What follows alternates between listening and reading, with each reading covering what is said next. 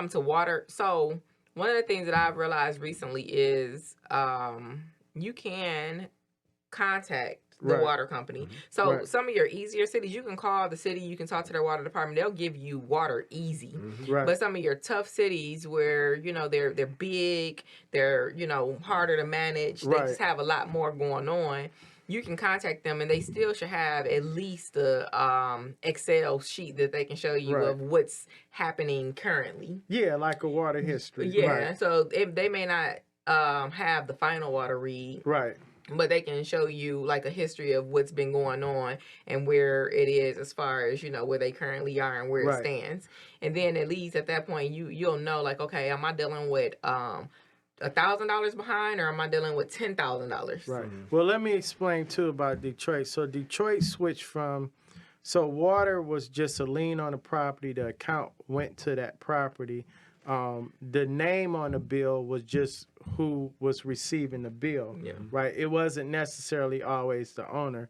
Detroit Water Department allows a tenant to sign an affidavit to put that bill in their name, and they collect like Social Security information, things of that nature.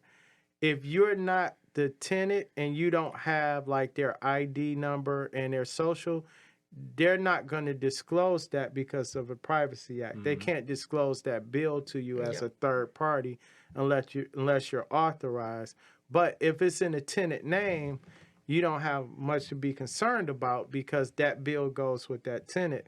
The issue is a lot of, especially out-of-state investors that are selling these properties, they had either a property manager or they let the tenant move in and never put that account into the tenant name, so it stayed with the property. Well, if this seller brought the property from another investor before this went into effect, because remember, it stayed with the property, the new owner never went and put the account in their name. So they can't even get the information, and the tenant lives there. Now they have to, in order for you to get the information, they have to go and open an account and show the water department all of their records because they never did this before in order to get the account on, and then they can find out the balance. So when I'm dealing with a seller like that, it's almost like, what the hell? You don't know. Your tenant's not paying. You don't know when the last time they paid. You don't know what repairs are done. You don't know what the water bill is, and you ain't talked to your property manager in 2 months, but you still want top dollar for the property. Correct. It just don't work like that. You can't even get in the property. Buyer. So buyer and your title bond. Your best friend in that is who? Who's your best friend in this transaction? The title company. The title company. Yep. Now, kind of, because it's so much stuff outside. I mean, you know, the title is going to be obviously the first step. So hopefully before that property was listed or during that listing process, title search was ordered. Yeah, no, we're talking about the water though. Title company is your best friend in that situation. Yeah, because some title companies have good relationships with the water department, and they can call and at least get you a status and a. But even more than that, they're not insuring your title, right? Unless they can verify. So I think that's where you was getting ready to go. You was gonna say, well, they move slower, or maybe because I've run into situations where the title company is like, this water bill. We have proof and everything that this water bill has been paid. Title company's not accepting it really because they didn't get it from whoever they felt comfortable getting it from. I don't care about that. I'm fine with that because they're still protecting my interests. Right. If I close with a title company, I know that my interest was protected. I know I'm not buying a house with a $10,000 water bill.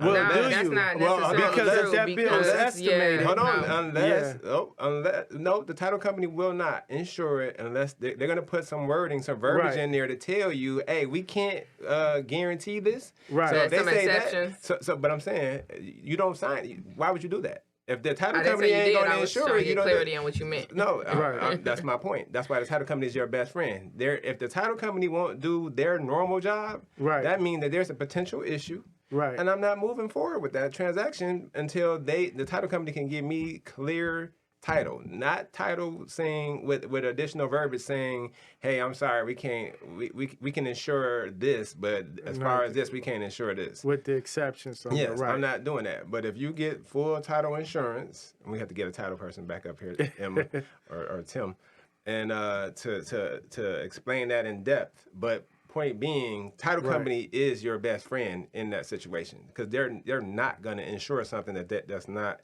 true. I just don't necessarily agree because when we all know that you close and then they try to hold as much of an escrow. Now, when you're dealing with Detroit, they have gotten to the point to where it's like, you know what, this has just been.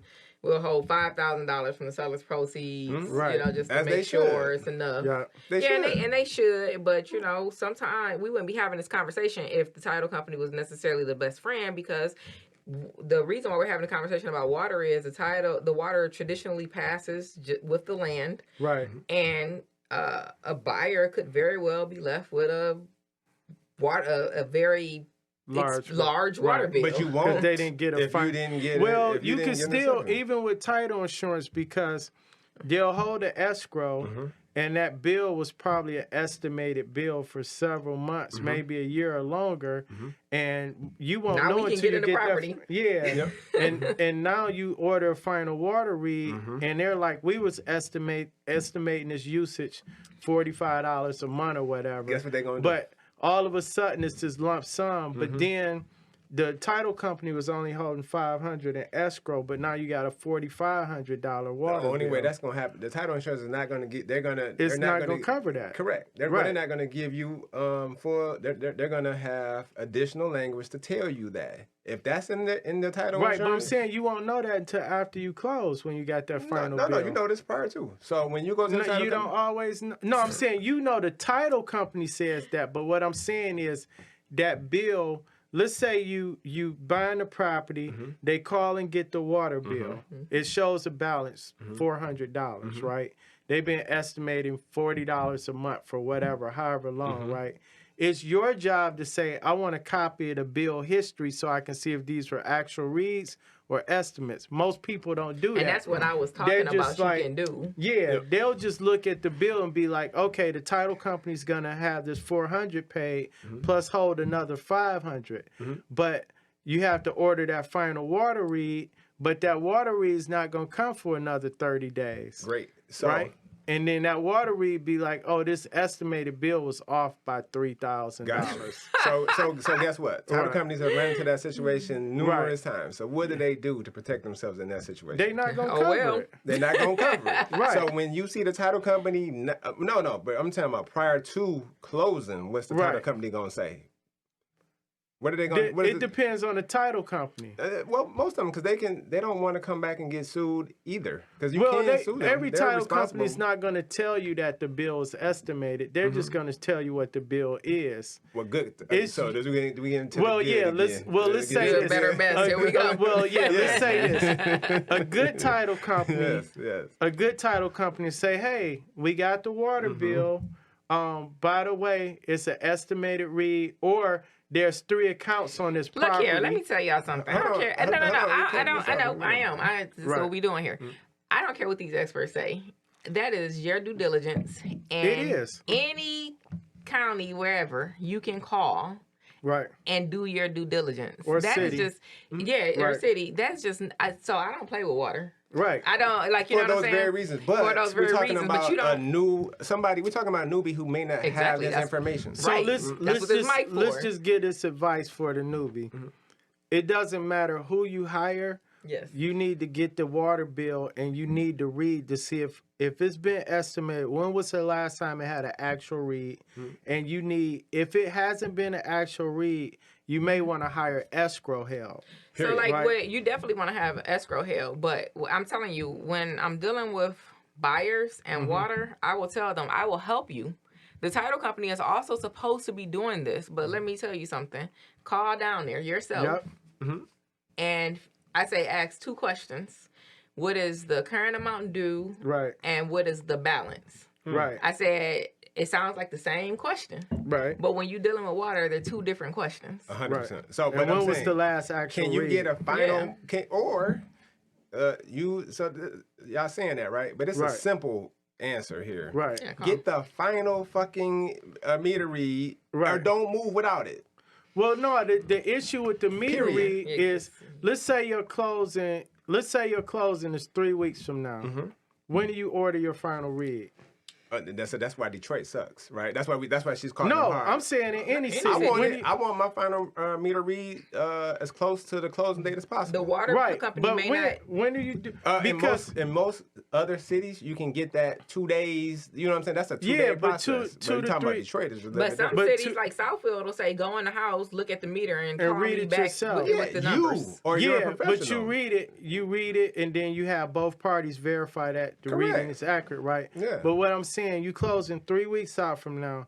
If you get the water read too early, now you got 3 weeks of usage, which shouldn't be that much, but who knows what the tenant is doing? Because remember, we talk about tenant occupied. Yep. If you get it too late, then that means you're not going to find out the real information till after closing, right? So you have to time that. The best thing you can do is find out when was the last actual read and estimate from there, and then say, look, okay, based on what I found, 500 is not enough for escrow. Maybe you need 3,000 in escrow. And that's what I'm saying. Because that puts the pressure back on the seller to try to hurry up and get that water read done because you're still holding up. But I think that why this is such a big debate is because water is very serious, especially here. I can't speak for other cities and states and things like that.